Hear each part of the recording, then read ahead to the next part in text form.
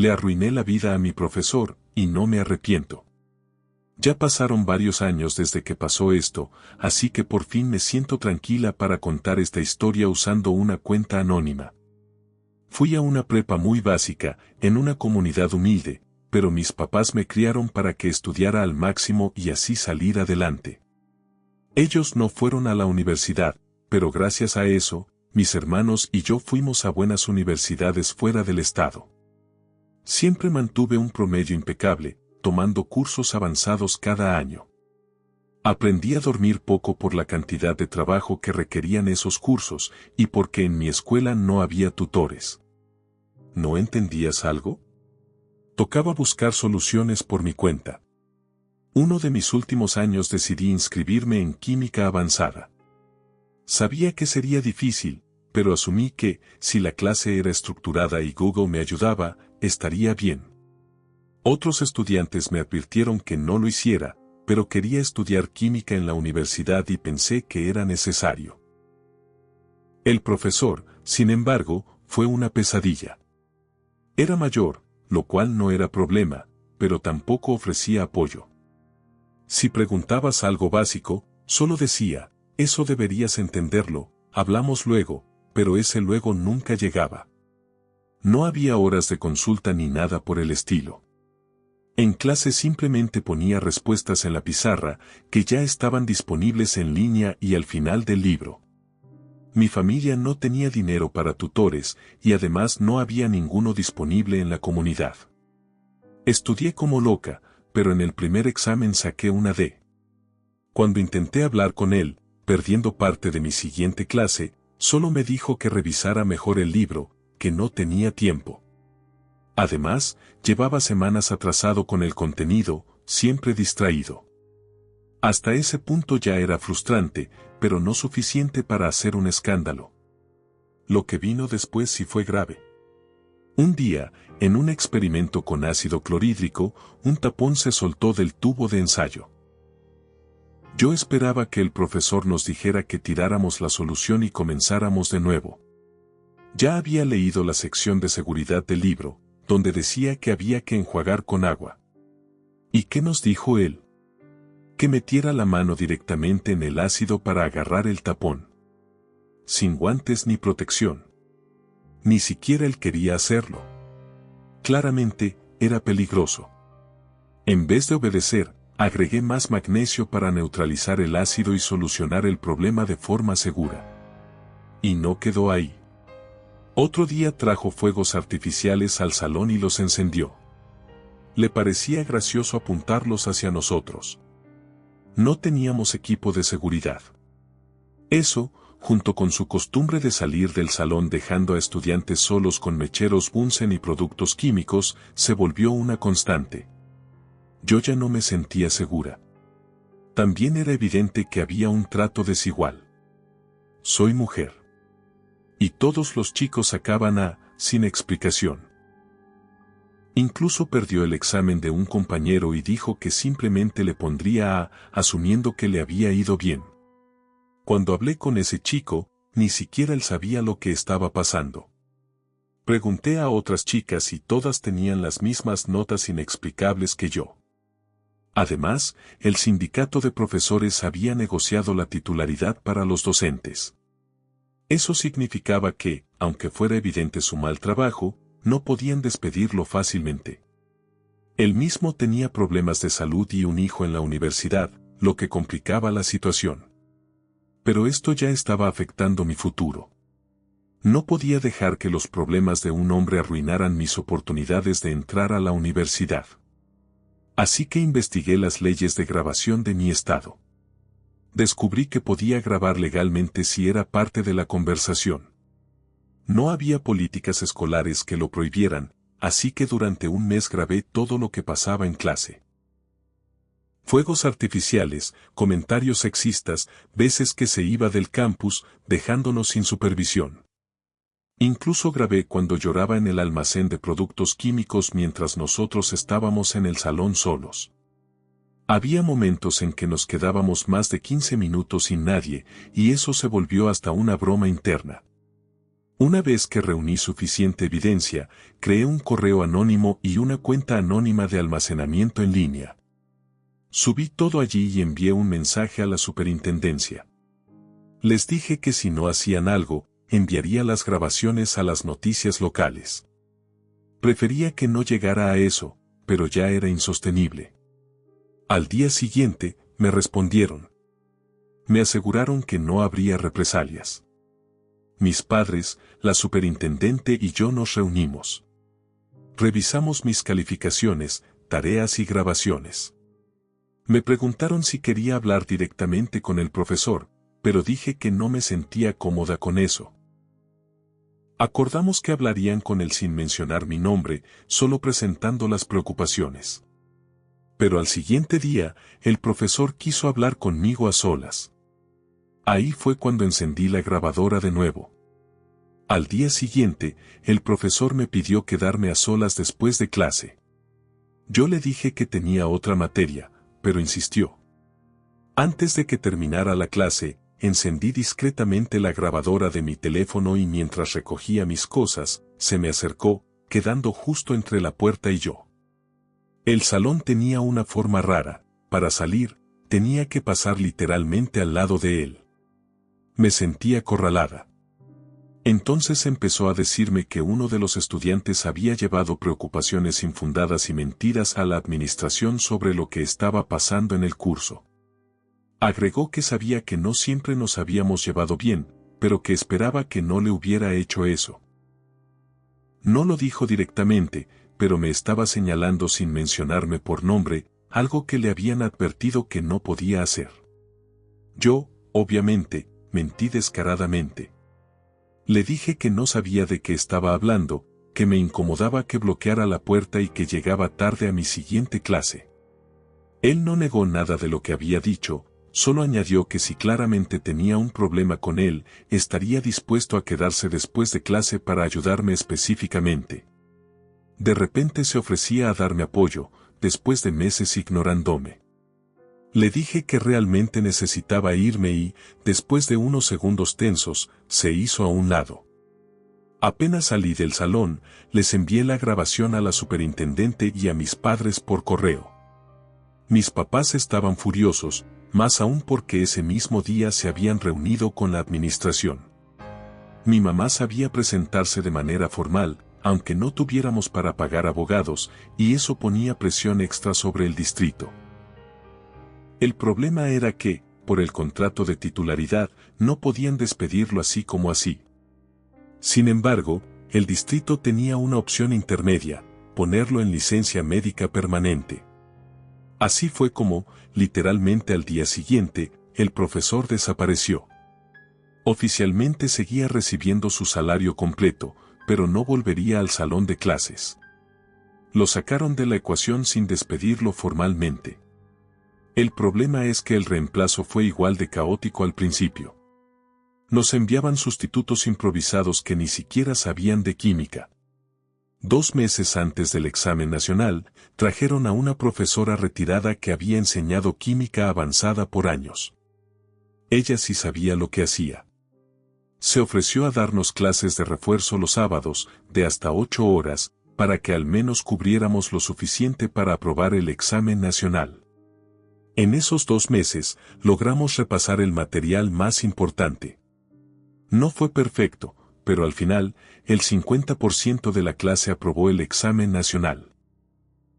Para mi escuela eso era un récord. Años anteriores, con el mismo profesor, menos del 10% de los estudiantes había aprobado. Además, la superintendente me escribió una carta de recomendación para la universidad. En parte porque querían mantenerme tranquila, y en parte porque sabían que esto había sido un problema grande durante años. Me enteré por mis papás que el distrito ya había tenido otras quejas formales contra él, pero que nunca habían podido hacer nada por el tema del contrato. Mi hermana menor tomó el curso un par de años después que yo y me dijo que todavía tenían la misma profesora sustituta. Y que mantenían esa tasa de aprobación del 50%, lo cual seguía siendo lo mejor que había logrado la escuela en mucho tiempo.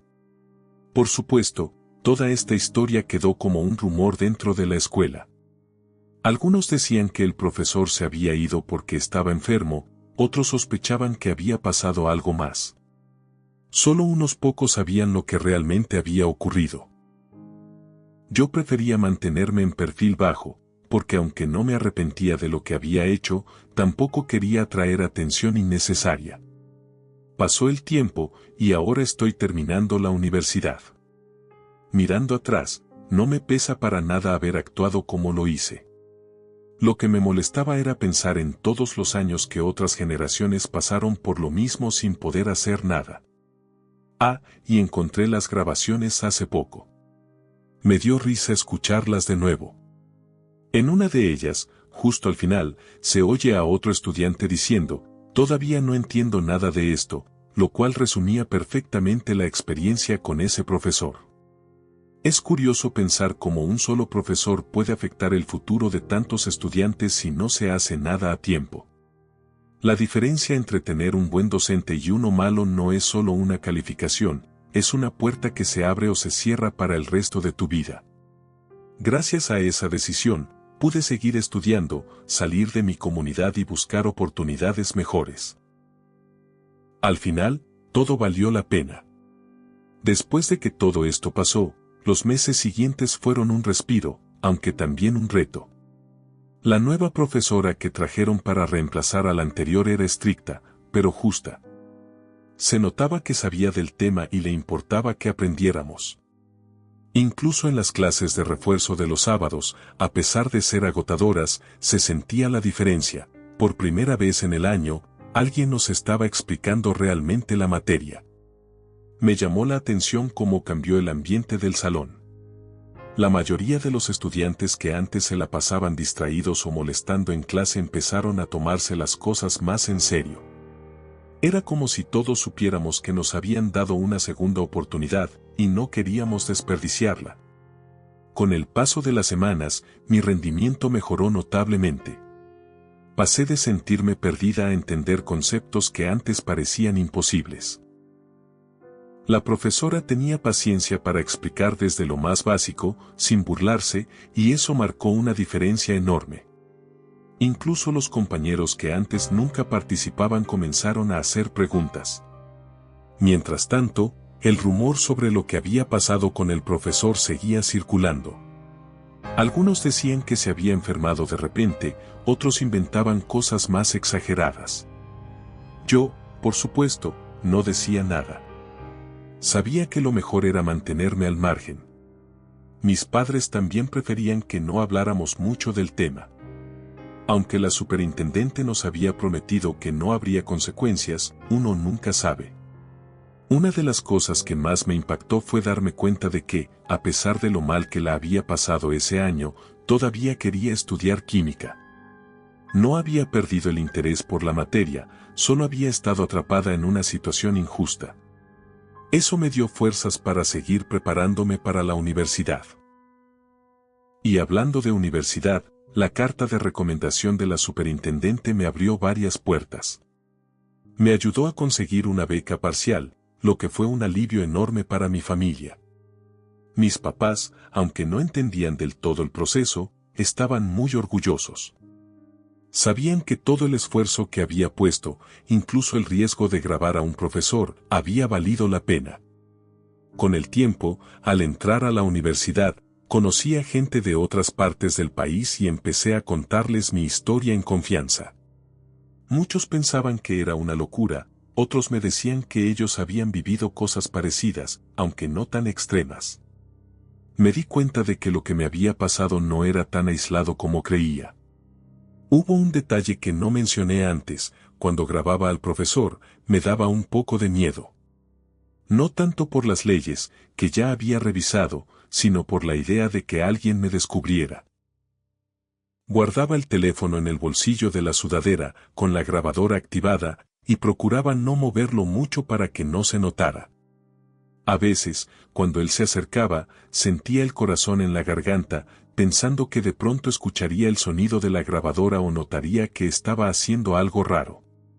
Por suerte, eso nunca pasó. Pero fue un mes entero con esa tensión constante. Si no hubiera sido por lo que estaba en juego, quizás no me habría atrevido. Lo que me impulsaba era saber que no podía quedarme de brazos cruzados mientras todo el grupo seguía perdiendo tiempo y oportunidades por culpa de una sola persona. Después de graduarme de la prepa, supe que el distrito había hecho algunos cambios en sus políticas. Ya no era tan fácil para los profesores quedarse indefinidamente si había quejas formales en su contra. No sé si fue directamente por mi caso, pero me gusta pensar que de alguna manera contribuí a mejorar las cosas para las generaciones que vinieron después. También me encontré con excompañeros en la universidad, y de vez en cuando salía el tema. Algunos se sorprendían al enterarse de que había sido yo quien había grabado todo. Otros lo sospechaban desde el principio, pero nunca dijeron nada. En general, todos estaban de acuerdo en que había sido lo correcto. Una de las cosas que más me marcó fue entender que, aunque uno sea estudiante, no significa que no pueda hacer algo frente a una injusticia. A veces pensamos que solo los adultos tienen el poder de cambiar las cosas, pero no es así. Si tienes las herramientas adecuadas y el valor para usarlas, puedes marcar una diferencia real. Durante los primeros semestres de universidad, cada vez que enfrentaba un reto difícil o sentía que algo era injusto, recordaba esa experiencia. Me servía como recordatorio de que no debía quedarme callada. A veces, lo más fácil es ignorar los problemas y seguir adelante, pero eso solo perpetúa el ciclo. Hoy, mirando hacia atrás, me siento tranquila con la decisión que tomé. No fue algo sencillo, y definitivamente no fue algo que hubiera planeado hacer desde el principio. Pero llegó un punto en el que simplemente no había otra opción. Y si tuviera que hacerlo de nuevo, lo haría sin dudarlo. Con el paso de los años, esa experiencia quedó como una historia más de mi vida, aunque nunca la olvidé del todo. Cada vez que en la universidad alguien mencionaba a un profesor difícil o una situación complicada, esa memoria volvía a aparecer en mi cabeza. A veces pensaba en compartirla públicamente, pero siempre me detenía por miedo a que se pudiera rastrear hasta mí, por eso decidí contarla de forma anónima ahora que ya estoy a punto de graduarme y que el tiempo ha pasado. Una cosa curiosa fue volver a escuchar las grabaciones años después. Las tenía guardadas en una carpeta vieja de mi computadora, olvidadas entre tantos archivos. Un día limpiando documentos, las encontré y decidí escucharlas. Fue extraño escuchar mi propia voz de adolescente, preguntando cosas en clase, grabando en silencio mientras todo el desastre ocurría. Lo que más me llamó la atención fue un detalle que no recordaba. En una de las grabaciones, justo al final, se escucha claramente a un compañero diciendo con frustración, «Todavía no entiendo nada de esto». Ese comentario, tan simple, resumía todo lo que pasaba con ese profesor. No solo yo estaba perdida, todos lo estábamos. Y nadie se había atrevido a hacer algo antes. Escucharlas me hizo reflexionar sobre el impacto que tienen los profesores en la vida de sus estudiantes. Un buen profesor puede motivarte a seguir una carrera entera. Un mal profesor puede hacerte abandonar tus sueños.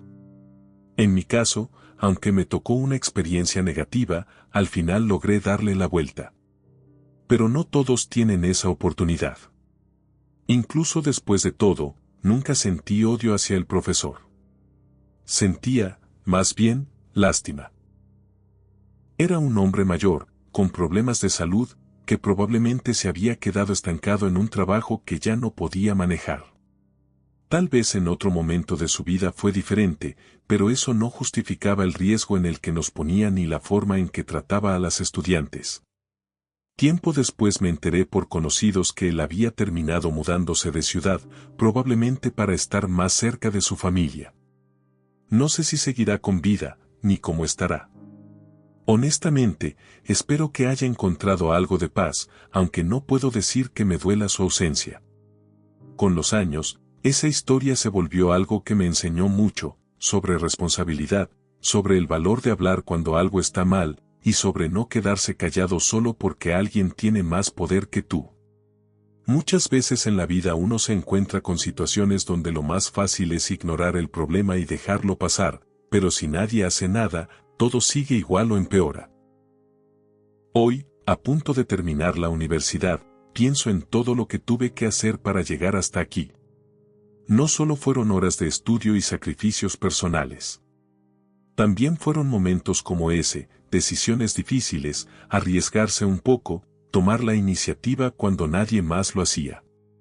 Y aunque fue algo que me marcó, no dejo que defina quién soy. Es solo una parte de mi historia.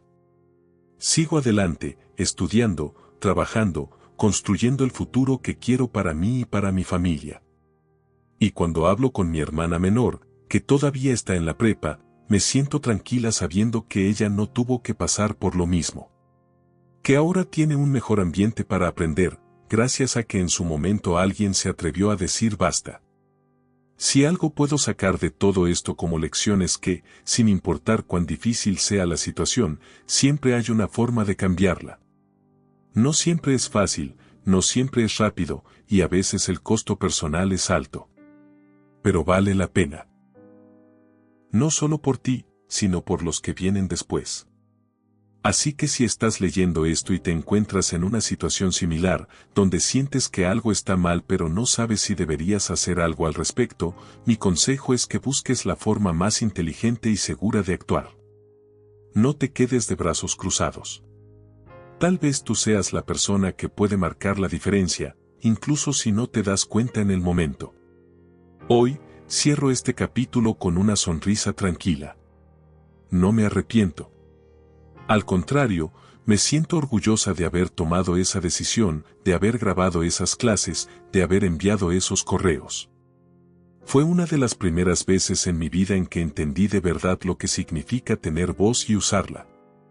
Y por si alguien duda, esas grabaciones siguen guardadas. No por venganza, sino como recuerdo de que, incluso en un salón pequeño de una prepa olvidada, alguien puede plantarse y cambiar las cosas. Gracias por leer hasta aquí. Si te gustó este video, dale like y suscríbete para más videos diarios.